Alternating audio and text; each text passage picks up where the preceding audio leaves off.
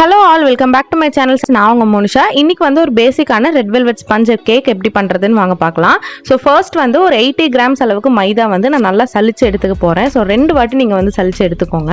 And கூடவே பார்த்தீங்கன்னா ஒரு 1/4 டீஸ்பூன் அளவுக்கு பேக்கிங் பவுடர் அண்ட் அதுக்கும் கம்மியாக வந்து பார்த்தீங்கன்னா பேக்கிங் சோடா சேர்த்துக்கலாம். அண்ட் கூடவே unsweet and dark cocoa powder நான் வந்து எடுத்திருக்கேன். இது வந்து ரொம்ப கம்மியாக சேர்க்கணும். ஒரு கிட்டத்தட்ட 5 கிராம்லேருந்து 8 கிராம் நீங்கள் சேர்த்தாலே வந்து போதுமானது. ஸோ ட்ரை இன்க்ரீடியன்ஸ் வந்து அவ்வளோதான். இப்போ ஒரு ஸ்பேச்சில் வந்து வச்சு நல்லா நம்ம வந்து மிக்ஸ் பண்ணி விட்டுடலாம்.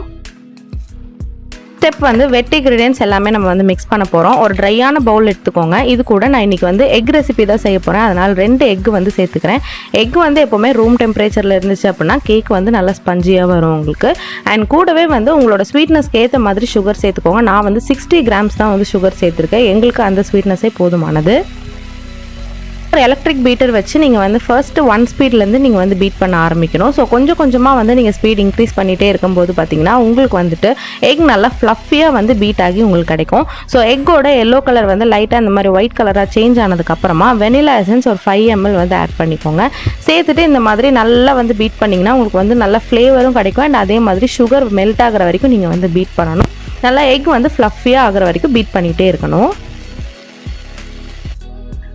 ஸோ எக் நல்லா ஃப்ளஃபியாக பீட் ஆனதுக்கப்புறமா நம்ம ஆல்ரெடி ப்ரிப்பேர் பண்ணி வச்சிருக்கிற ட்ரை இன்க்ரீடியன்ஸை வந்து இதில் சேர்க்கணும். ஸோ ட்ரை இன்க்ரீடியன்ஸ் சேர்க்கும் போது ஓவர் பீட் பண்ணாமல் கட் அண்ட் ஃபோல்ட் மெத்தட் படி ஜென்டலாக வந்து பீட் பண்ணி கொடுக்கணும். ஸோ ட்ரை இன்க்ரீடியன்ஸ் நல்லா பிளெண்ட் ஆனதுக்கப்புறமா நான் வந்து ஒரு 25 ml அளவுக்கு ஆயில் வந்து ஊற்றிக்கிறேன். ஸோ ஊற்றிட்டு நான் பிளெண்டரில் 1 ஸ்பீடில் போட்டு ஜஸ்ட் ஒரு 2 to 3 செகண்ட்ஸ் மட்டும் பீட் பண்ணி எடுத்துக்கிறேன்.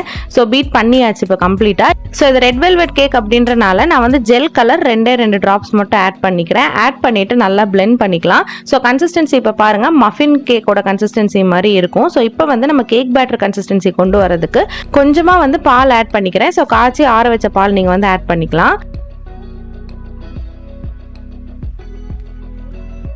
ஸோ இந்த மாதிரி ஸ்டேஜ் வரும்போது ஒரு ரிப்பன் கன்சிஸ்டன்சியில் உங்களுக்கு வந்து ஸ்டேஜ் பேட்டர் வரும்போது பார்த்தீங்கன்னா நீங்கள் ஆல்ரெடி க்ரீஸ் பண்ணியிருக்கிற டின்னில் நீங்கள் வந்துட்டு போர் பண்ணி நீங்கள் பேக் பண்ணிடலாம். ஸோ க்ரீஸ் பண்ணுறதுக்கு பார்த்தீங்கன்னா நான் வந்து ஆயில் தான் யூஸ் பண்ணியிருக்கேன். நீங்கள் எதர் பட்டர் ஆர் ஆயில் எது வேணாலும் வந்து யூஸ் பண்ணிக்கலாம். நான் இன்றைக்கி எடுத்துருக்கிறது பார்த்தீங்கன்னா 6 inch டின் எடுத்திருக்கேன். ஸோ இந்த மாதிரி பேட்டரை வந்து போட்டுட்டு நீங்கள் டின்னை இந்த மாதிரி டேப் பண்ணிங்க அப்படின்னா உள்ளே ஏதாவது ஏர் பபிள்ஸ் இருந்துச்சுன்னா கூட அது வந்து ஃபுல்லாக ரிலீஸ் ஆகிடும். ஸோ இந்த மாதிரி 2-3 வாட்டி டேப் பண்ணிவிட்டு அதுக்கப்புறமா நீங்கள் பேக் பண்ணி எடுக்கலாம். பேக் பண்ணுறதுக்கு ஆல்ரெடி ப்ரீ ஹீட்டடான அவனில் ஒரு 180 டிகிரியில் 35 மினிட்ஸ் போல் நீங்கள் பேக் பண்ணி எடுத்தீங்கன்னா சூப்பரான ஸ்பாஞ்ச் கேக் வந்து ரெடி ஆகிடும். ஸோ இப்போ வந்து பேக் பண்ணி வந்தாச்சு. இப்போ பாருங்கள். ஸோ ஸ்குயர் வச்சு உள்ளே குத்தி பார்க்கலாம். ஸோ உங்களுக்கு வந்து பர்ஃபெக்டாக ஸ்குயர் க்ளீனாக வந்துச்சு அப்படின்னா நல்லா பர்ஃபெக்டாக பேக் ஆயிருக்கு அப்படின்னு சொல்லி அர்த்தம். ஸோ இப்போ வந்து இதை கூல் டவுன் பண்ணிவிட்டு நம்ம வந்து கட் பண்ணிடலாம். ஸோ நல்லா கேக் வந்து கூல் டவுன் ஆனதுக்கப்புறம் கட் பண்ணிங்க அப்படின்னா உங்களுக்கு வந்து சூப்பராக வந்து பர்ஃபெக்ட் பீசஸாக வந்து கிடைக்கும்.